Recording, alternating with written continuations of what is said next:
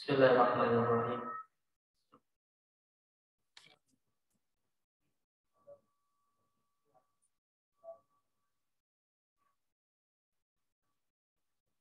Assalamualaikum warahmatullahi wabarakatuh.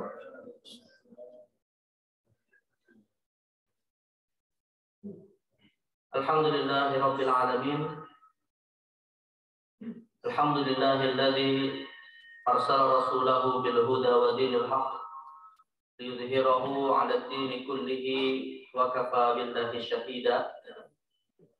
Asyhadu an la ilaha illallah wahdahu la syarika lah wa asyhadu anna Muhammadan 'abduhu wa rasuluhu wa safiyyuhu min khalqihi la nabiyya ba'dah.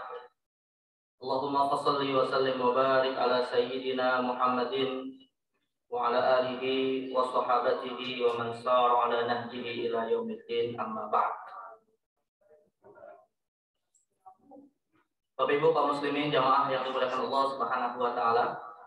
Alhamdulillah kita senantiasa bersyukur pada Allah Azza wa Jalla atas berbagai macam karunia nikmat yang Allah anugerahkan kepada kita semua hingga pada detik ini di hari yang kedua dari bulan Rajab kalau kita pakai hisab, atau hari yang pertama kalau kita pakai ikmal, di mana Allah Subhanahu wa taala memberikan kepada kita taufik untuk bisa kita memasuki bulan haram yang mulia ini, bulan Rajab, dengan melaksanakan ibadah kepadanya. Tentu kita sama-sama berharap mudah-mudahan Allah Subhanahu wa taala senantiasa menerima setiap ibadah yang kita lakukan,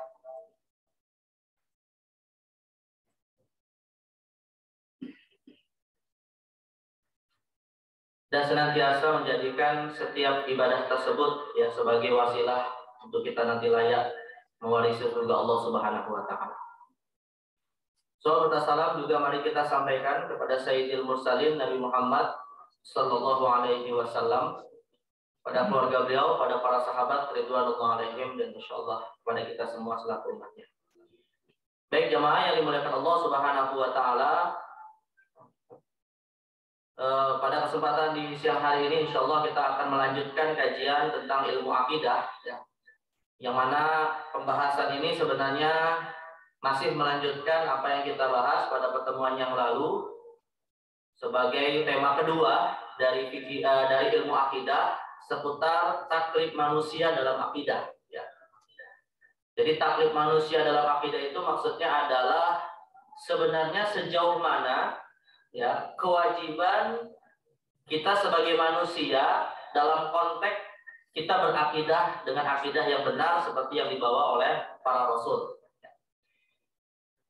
Jadi manusia itu jemaah sekalian di dunia ini ketika mereka sudah diberi bekal oleh Allah berupa akal dan kemudian umurnya sudah mencapai balik, itu namanya disebut dengan istilah mukallaf.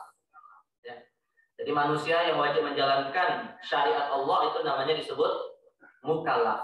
Ya. Nanti lawan dari mukallaf ada beberapa istilah, di antaranya ada ahlul fatrah, ya, kemudian ada orang gila dan seterusnya. Nah, jadi kalau kita bicara dalam konteks kita sebagai mukallaf, dalam masalah akidah itu sebenarnya apa sih kewajiban minimal kita? Ya, sebagaimana kalau kita bicara dalam konteks fikih itu jamaah sekalian, ya misalnya dalam konteks kita ibadah sholat apa yang misalnya diwajibkan kepada kita sebagai standar minimal? Karena yang namanya ibadah sholat kan banyak, gitu ya. Ada sholat 45 waktu, ada sholat sunnah-sunnah dan seterusnya. Nah ini taklif kita, ya misalnya sebagai seorang manusia dalam konteks sholat itu apa standar minimalnya? Yang dengan itu kita tidak dituntut nanti di akhirat. Nah begitu juga dalam masalah akidah ada yang seperti itu. Ya, apa standar minimalnya kita sudah menggugurkan kewajiban kita sebagai muslim dalam konteks akidah. Ya. Misalnya satu contoh jemaah sekalian, misalnya ya, di antara akidah Islam, Rasulullah SAW menginformasikan kepada kita, Pak, bahwa Nabi dan Rasul yang diutus itu jumlahnya mencapai 124.000 Nabi. Ya, itu informasi Nabi. Tapi pertanyaannya, ya, minimal kewajiban kita kepada Rasul itu kita meyakini berapa Rasul? Atau berapa nama yang kita ketahui? Dituntut nggak 124.000 itu kita tahu semua? Ada di sini Pak yang hafal 1000 nama Nabi aja Pak. Jangan sulit gitu ya. Nah, jadi ada standar minimalnya kita berakidah itu. Gitu ya. Sebagaimana malaikat juga ada standar minimalnya dan setiap hal terkait dengan rincian-rincian dalam masalah akidah.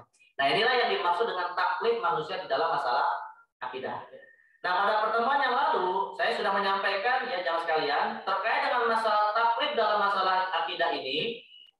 Nah ini beberapa hal yang mungkin saya sedikit percepat ya karena sudah kita bahas kemarin ya bahwa di dalam beberapa riwayat, Rasulullah menginformasikan kepada kita, ini sebagai keyakinan mendasar kita Pak, tentunya untuk kita juga mengingkari adanya pemahaman yang menyimpang dalam masalah ini ya. Bahwa 10 generasi awal manusia sejak diturunkannya Nabi Adam hingga keturunannya adalah sebagai seorang Muslim. Jadi kalau ditanya Pak, kapan sejarah agama Islam itu muncul? Ya sejak manusia itu diciptakan gitu ya. Nah, tentunya nanti disempurnakan risalah dan syariatnya ketika Nabi Muhammad diutus sebagai Nabi akhir zaman. Nah, itu maka 10 generasi awal semua manusia itu beragama Islam. Ya. Lalu setelah generasi yang ke-10 ini barulah muncul penyimpangan-penyimpangan dan kemaksiatan-kemaksiatan khususnya dalam konteks akidah dan keyakinan yang mana mereka kemudian menyimpangkan penyembahannya bukan kepada Allah tapi malah kepada berhala. Dan disinilah kemudian Allah Subhanahu Wa Taala mengutus Rasul pertama namanya Nuh alaihi salam. Nah, jadi Nabi pertama adalah Nabi Adam alaihi salam, sedangkan Rasul pertama adalah Nabi Nuh alaihi salam. Ya. Nah, jadi makanya nanti kalau kita bicara dalam konteks iman kepada Nabi, ya Pak, setiap Rasul adalah Nabi, tapi tidak setiap Nabi adalah Rasul. Gitu ya. Nah, jadi Nabi pertama adalah Nabi Adam, sedangkan Rasul pertama yang diutus kepada manusia untuk meluruskan penyimpangan akidahnya adalah Nabi Nuh. Ya. Nah, ini kita sudah bahas kemarin, kemudian juga beberapa riwayat tentang masalah ini, hingga ya kisahnya adalah sekitar 900-an tahun Nabi Nuh kemudian berdakwah, dan akhirnya yang mau beriman kembali hanya segelintir orang, diantaranya adalah 3 anak beliau. Nah, 3 anak beliau inilah yang nanti akan menjadi nenek moyang kedua setelah Nabi Adam, yaitu Sam, Ham, dan Yafis. Ya, Sam, Ham, dan Yafis. Ya. Nah, akhirnya keturunan Nabi Nuh ini, jamaah sekalian, dan juga ya tentunya orang-orang yang bersama dengan Nabi Nuh yang diselamatkan dalam kapal yang besar itu, akhirnya bertebaran juga di muka bumi, ya, membentuk kaum dan membentuk umat-umat yang baru, ya. Hingga akhirnya setelah zaman Nabi Nuh alaihi salam ini, jamaah sekalian, muncullah kekafiran dan penyimpangan yang kedua pada saat di zaman Nabi Hud alaihi salam. Nah, Nabi Hud alaihi salam itu adalah generasi yang mana penyimpangan dan pengingkaran terhadap penyembahan kepada Allah itu muncul untuk kedua kalinya. Nah, jadi dalam sejarah itu Pak, penyimpangan pertama terjadi pada zaman Nabi Nuh, ya. Dan kemudian setelah Nabi Nuh diselamatkan oleh Allah, seluruh yang menyimpang dan mengingkari ajaran tauhid kemudian dibinasakan oleh Allah, nah, hingga kemudian manusia berkembang ya, tersebar di beberapa tempat hingga di masa Nabi Hud alaihi salam mulai muncul penyembahan kepada berhala yang kedua kalinya. Makanya kalau kita lihat nasabnya Nabi Hud, ya, jamaah sekalian, lihat di yang paling bawah ya. Itu dalam kitab Al-Bidayah wa Nihayah, Hud itu namanya adalah Hud ibn Syarih, ibn Arfaksad, ibn Sam, ibn Nuh. Jadi kira-kira berapa generasi itu Pak? Hud ibn Syarih 1, ibn Arfaksad 2, ibn Sam 3. Ya, jadi 10 generasi awal dari zaman Adam sampai Nuh Islam, di zaman Nabi Nuh kemudian kufur. Ya, lalu kemudian setelah Nabi Nuh diselamatkan Islam lagi, dan 3 generasi selanjutnya juga Islam hingga di zaman Nabi Hud kufur lagi. Nah, itu seperti itu sejarah akidah di dalam kehidupan manusia. Nah, sampai setelah Nabi Hud alaihissalam berdakwah kepada kaumnya, ya hingga sampailah kita pada generasi Nabi Ibrahim alaihissalam. Nah, karena nanti generasi Nabi Ibrahim ini Pak, ini kalau kita bicara dalam konteks sejarah yang disampaikan di dalam Al-Quran, tentunya Al-Quran tidak secara rinci ya menginformasikan kepada kita umat-umat yang lain itu Nabi dan Rasulnya seperti apa. Ya, tapi dari zaman Nabi Hud alaihissalam sebenarnya tentu ada nabi-nabi yang lain. Hanya saja setelah Nabi Hud, nabi yang besar, nabi yang banyak diinformasikan dalam Al-Quran adalah Nabi Ibrahim alaihissalam. Ya, tapi di antara keyakinan kita Pak sebagai Muslim, setiap umat itu pasti diutus kepadanya Rasul gitu ya. Jadi kalau misalnya ada banyak yang bertanya, Pak, sebenarnya misalnya Siddhartha Gautama itu nabi atau bukan, misalnya gitu ya. Atau Zulkarnain itu nabi atau bukan misalnya. Apalagi Pak ya seringkali disebut nama-nama siapa lagi? Hah? Imron misalnya ya. Nah ini sebenarnya apakah mereka itu nabi atau tidak? Wallahu a'lam. Ya, karena tidak secara tegas Allah sebutkan, Allah informasikan mereka adalah Rasul. Nah biasanya saya kalau bercanda Pak sambil mengatakan begini, ingin tahu pastinya nanti aja Pak di hari kiamat. Kita tanya langsung sama yang bersangkutan. Karena insya Allah kita di hari kiamat ketemu nggak dengan mereka-mereka ini Pak? Ya ketemu gitu ya. Seluruh dari zaman Nabi Adam sampai akhir manusia ya pasti akan kita temui gitu ya. Nah, jadi tetapi kita cukup wajib meyakini para rasul itu seperti yang diinformasikan di dalam Al-Quran dan Sunnah. Ya. Nah, jadi Nabi yang kemudian menjadi Nabi besar setelah Nabi Hud itu adalah Nabi Ibrahim. Ya, karena antara Nabi Adam, Pak, antara Nabi Adam sampai Nabi Isa alaihissalam, para ulama semuanya sepakat tidak ada yang namanya ahlul fatrah. Ya, nanti ada istilah ketika kita bicara sejarah dari zaman Nabi Isa sampai Nabi Muhammad, namanya disebut ahlul fatrah. Jadi ahlul fatrah itu adalah generasi yang tidak pernah diberikan atau diutus kepada mereka rasul. Nah, isyaratnya berarti zaman Nabi Adam sampai zaman Nabi Isa semuanya adalah umat yang diutus kepadanya rasul. Tapi ada yang diinformasikan dalam Al-Qur'an, ada yang tidak diinformasikan dalam Al-Qur'an. Nanti maka ahlul fatrah ini hanya antara zaman Nabi Isa sampai zaman Nabi Muhammad SAW saja. Nanti kalau kita lihat nasabnya Nabi Ibrahim ya seperti diinformasikan Ibnu Katsir dalam Al-Bidayah wa Nihayah, namanya adalah Ibrahim ibn Tasarruf ya, kemudian ibn Nahor, ibn Saruf, ibn Ra'u, ibn Falid, ibn Abir, ibn Shalih, ibn Arfakhsyad, ibn Sam, ibn Nuh alaihi salam. Nah yang jadi pertanyaan mungkin Pak, kenapa nama ayah Ibrahim itu bukan Azar? Padahal kan kalau dalam Al-Quran kita dapat informasi Pak bahwa ayah Ibrahim itu pemahat patung, namanya adalah Azar. Ya. Di sini ada perdebatan di kalangan ulama Pak sebenarnya. Sebenarnya Azar itu adalah ayahnya Ibrahim atau pamannya.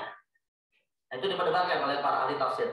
Sebab ya di antara pendapat sebagian ulama ada yang mengatakan bahwa Rasulullah Nabi Muhammad itu jamaah sekalian dalam satu riwayat seperti disampaikan oleh Imam Ar-Razi, nanti akan kita bahas juga, beliau itu nasabnya turun temurun sampai zaman Nabi Adam tidak ada yang musyrik. Ya, Nabi Muhammad sampai Nabi Adam alaihissalam tidak ada yang musyrik.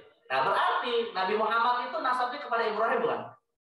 Pada Ibrahim ya. Nah berarti dari Ibrahim ke Nabi Adam juga tidak ada yang musyrik gitu. Nah makanya Azar yang diinformasikan dalam Al-Quran sebagai pemahat patung yang kemudian didakwai oleh Ibrahim juga ada yang mengatakan itu ayahnya atau sebagai pamannya. Nanti sama juga Pak ketika kita akan membahas hadis Nabi di mana Nabi pernah mengatakan abi wa abaka finnar, sesungguhnya ayahku dan ayahmu di dalam neraka.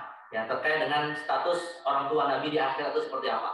Ada yang mengatakan yang dimaksud dengan ayah Nabi di sini bukan ayahnya Abdullah, tapi pamannya seperti Abu Lahab yang memang termasuk ahli neraka. Nah, nanti jadi ada persoalan nanti terkait dengan masalah orang tua Rasulullah ini Pak. Tapi ya tentunya kita bicara dalam konteks batasan-batasan untuk kita menambah wawasan saja Pak, bukan dalam rangka untuk kita memvonis yang pendapat salah yang mana, yang benar yang mana. Ya, karena otomatis Rasulullah menginformasikan kepada kita hendaknya kepada orang yang sudah meninggal itu tidak usah disebut-sebut karena akan menyakiti orang yang masih hidup. Ya, terkait dengan orang tua Rasulullah apalagi gitu ya. Kalau misalnya sahabat Nabi saja Pak, seperti Ikrimah, bapaknya adalah Abu Jahal, ya kita nggak boleh nyebut-nyebut nama bapaknya karena Ikrimah adalah sahabat. Ya apalagi kalau itu siapa? Nabi Muhammad SAW, ya nggak usah kita sebut-sebut bapak Rasul masuk neraka, misalnya gitu, atau ibunya masuk neraka misalnya. Nah ini perdebatan ulama yang tidak boleh kita kemudian berlebihan berbicara tentangnya. Tapi nanti akan saya jelaskan perdebatan tentang masalah ini terkait dengan orang tua Rasul.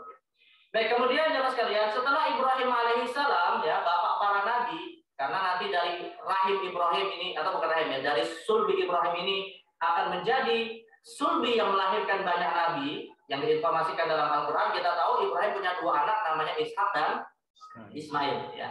Dari Ishak nanti ada ratusan bahkan ribuan nabi yang disebut dengan Nabi Bani Israel.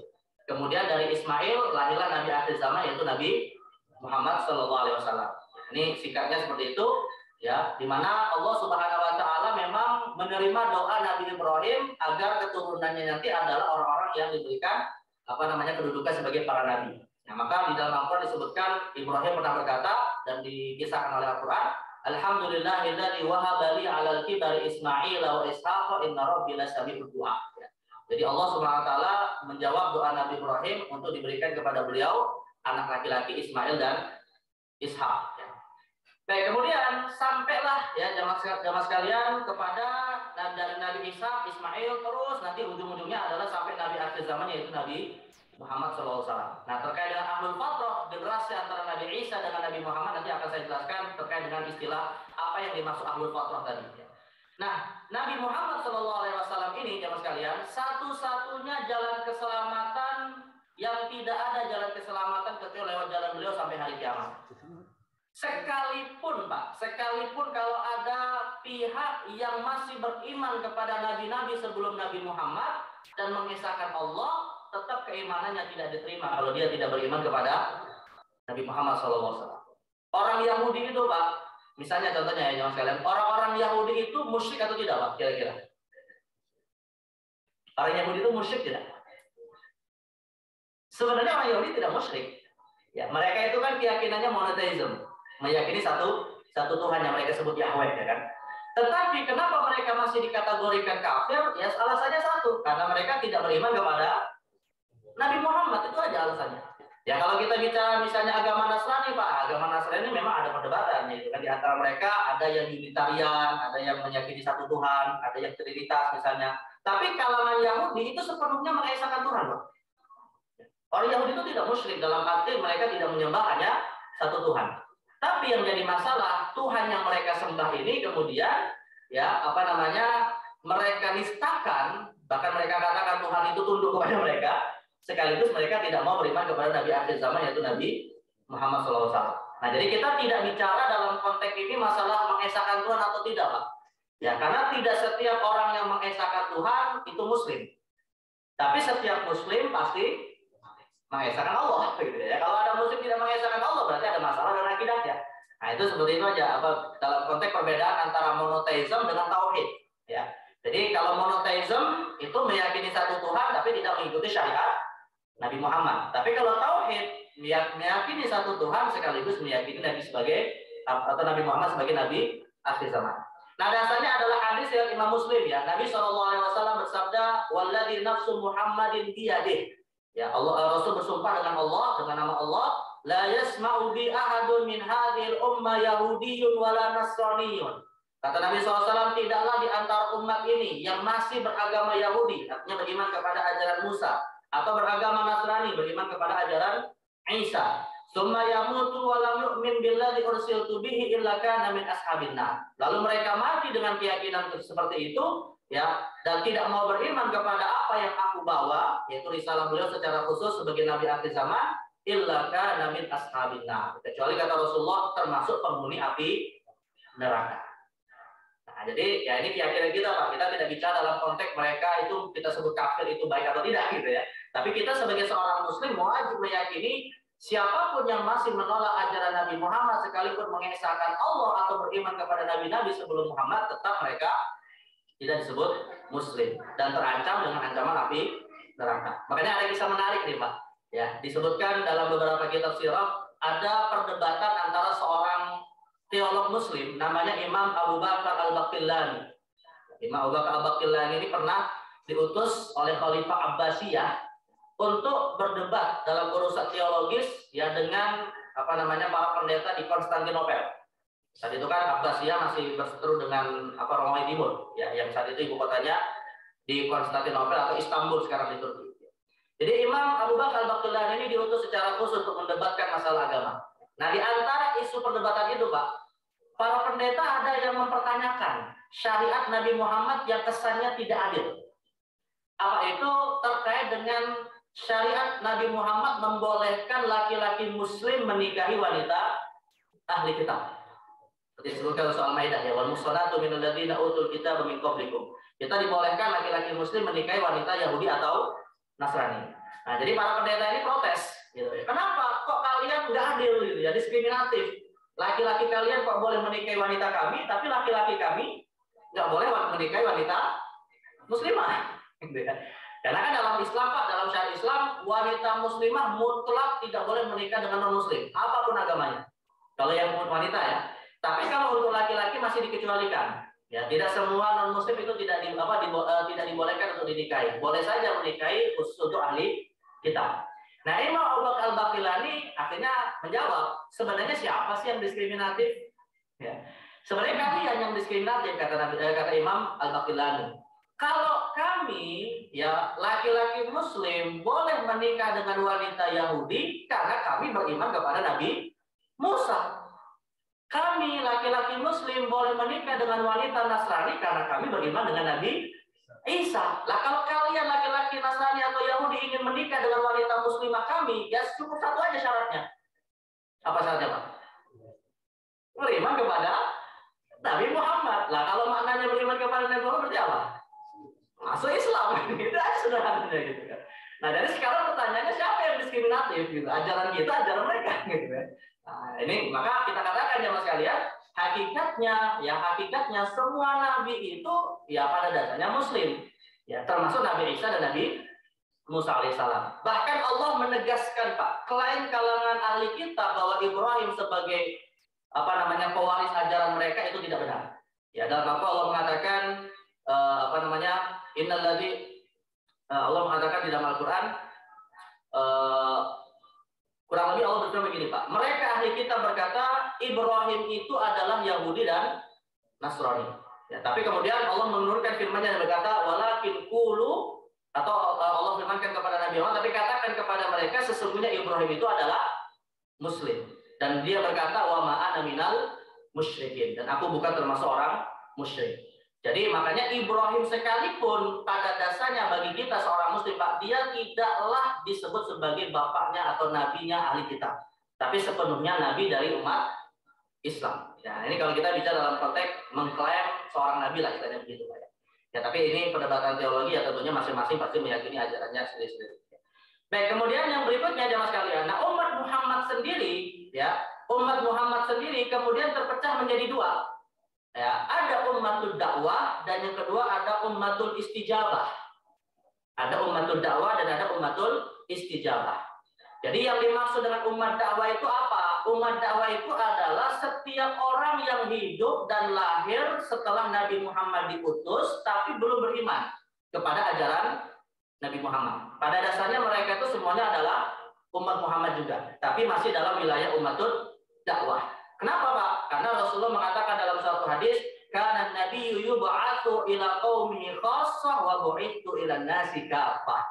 Ya, karena Nabi mengatakan setiap nabi itu diutus kepada kaumnya masing-masing, sedangkan diriku diutus kepada seluruh manusia. Artinya jemaah sekalian, bangsa Eropa yang sekarang ini kebanyakan non-muslim atau bangsa Cina yang kebanyakan non-muslim misalnya, tetap itu umat Muhammad bukan? Ya, umat Muhammad juga, karena mereka juga adalah umat yang disuruhkan kepada ajaran Nabi Muhammad. Tapi karena mereka belum masuk Islam, maka kita sebut sebagai ummatul dakwah. Nah, sedangkan umat yang sudah menerima ajaran Rasul dari bangsa manapun mereka, maka kita sebut sebagai ummatul istijabah. Nah, ummatul istijabah ini ya adalah umat yang telah dijamin oleh Rasulullah semuanya akan masuk surga. Di mana Nabi mengatakan kullu ummati yadkhulul jannata illa man aba. Semua umatku itu telah dijamin masuk surga kecuali yang tidak mau.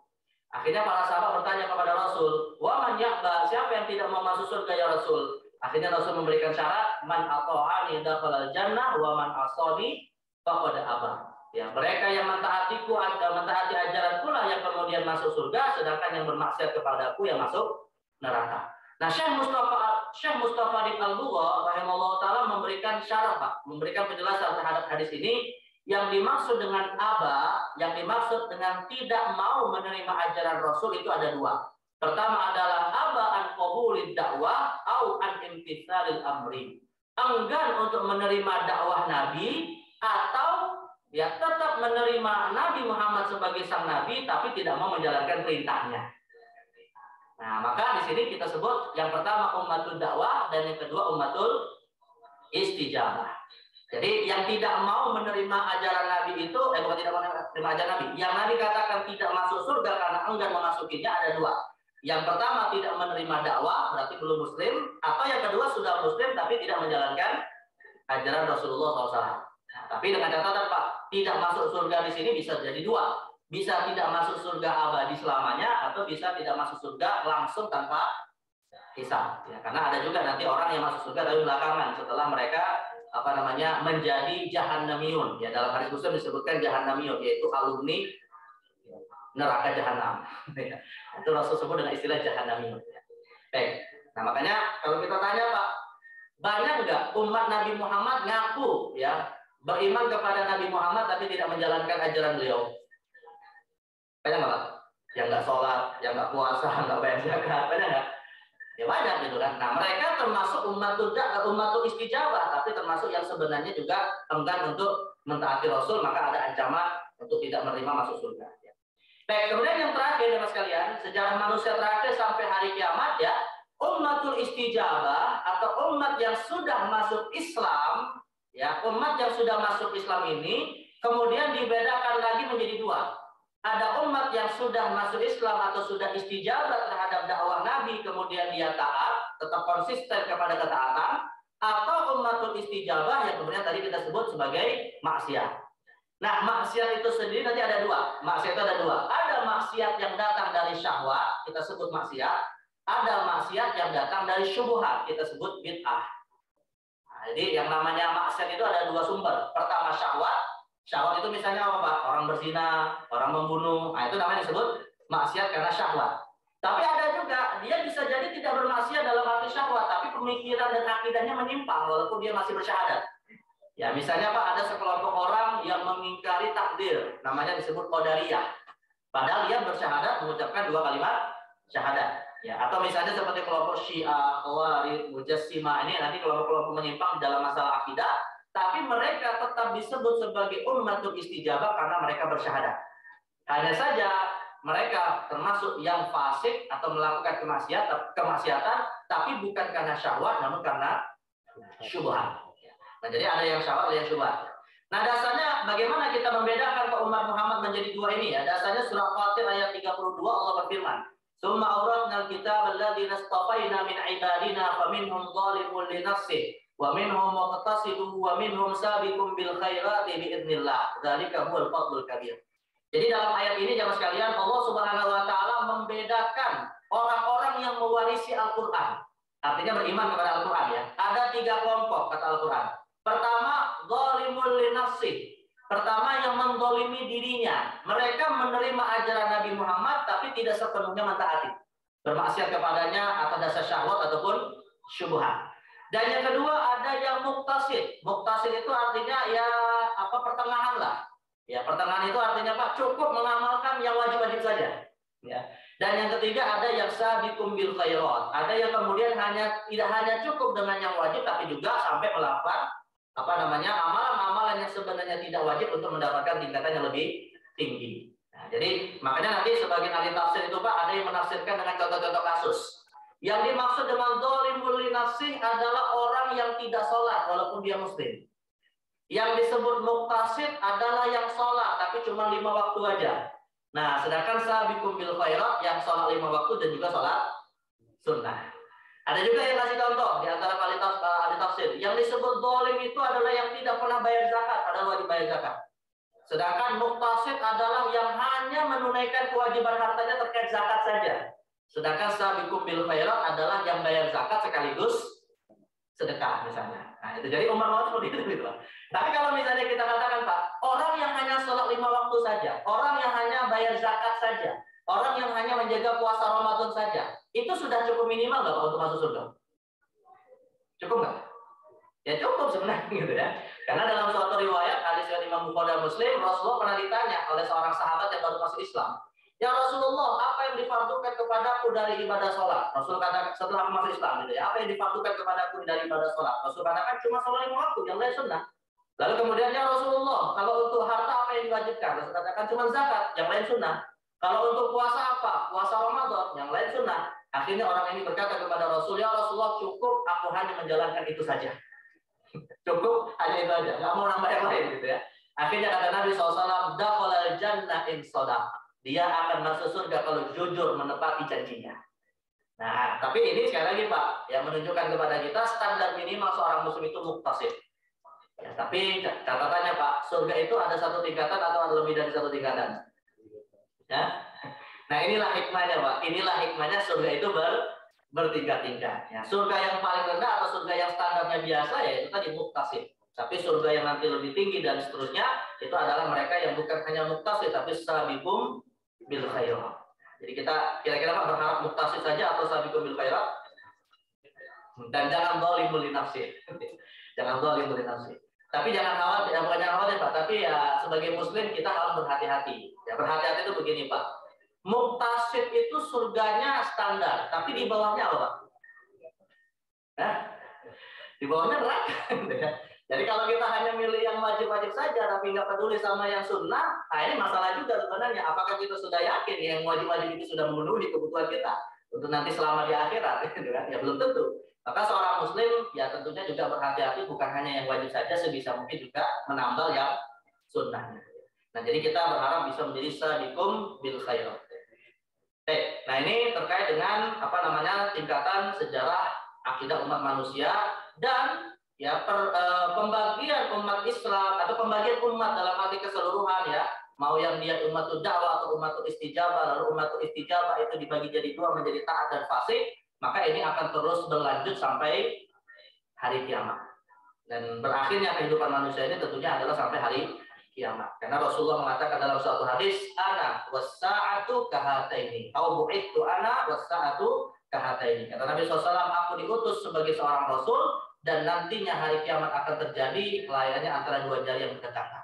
Artinya Nabi Muhammad itu sebenarnya adalah salah satu tanda di antara tanda-tanda hari kiamat. Tidak ada lagi Rasul setelah Nabi Muhammad, maknanya kehidupan manusia berakhir dengan ajaran Nabi Muhammad Shallallahu Alaihi Wasallam. Baik, jamaah sekalian, bukan Allah SWT, ini sudah jam berapa nih Pak? Jam 9 zuhur sekarang. Ini tanda hari kiamat juga nih Pak. Waktu yang berjalan cepat ya. Mungkin karena sudah jam 1 dan sudah ada jadwal aktivitas yang lain. Saya bagi cukupan di sini ya. Dan insya Allah detail bagaimana nanti taklid manusia dalam masalah akidah dan tadi yang beberapa hal saya sebutkan tentang ahlul fatrah, bagaimana keyakinan kita terkait dengan orang tua Rasul dan seterusnya Pak. Insya Allah akan kita bahas pada pertemuan yang akan datang.